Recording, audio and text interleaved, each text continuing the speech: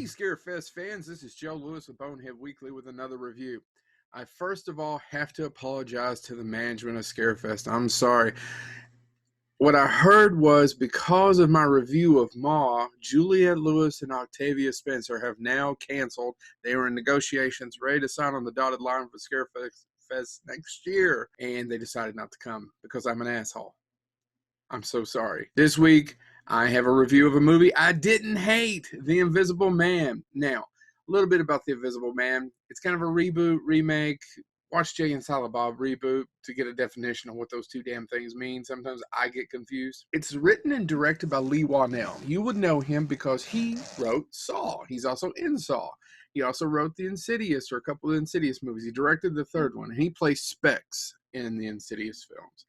He directed a movie I loved called Upgrade. Now, The Invisible Man. Is it good? Yes. Yes, it is.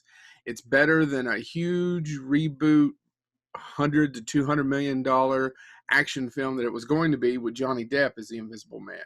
Google it. That's what was going to happen. Is it the greatest thing since sliced bread? Because I keep hearing that, and people keep talking about how amazing it is. It's really good. It's not the greatest thing since sliced bread. In fact, it could probably use about 10 minutes cut out of it. Elizabeth Moss gives maybe one of her best performances, which is saying something. I loved her on Mad Men. She's also in The Handmaid's Tale. Fantastic actress. She plays Cecilia, a woman who is trapped with an egomaniac, sociopath, narcissistic man who's a billionaire. He's made all of his money in optics. And she escapes. That's the opening scene of her escaping. So you're not giving too much away. He's abused her over the years. She can't get away. She comes to find out that he's committed suicide and left her some money, and she'll lose that money if she's found guilty of a crime or is mentally unstable. And that's the plot. And I don't want to give too much away because a couple of things were ruined for me by social media. And one thing I saw coming from a mile away. But however, the third act is really good. There's two really just kind of scenes in it. One in particular of her in a house with some paint that I won't give away. I actually jumped a little bit. It's good.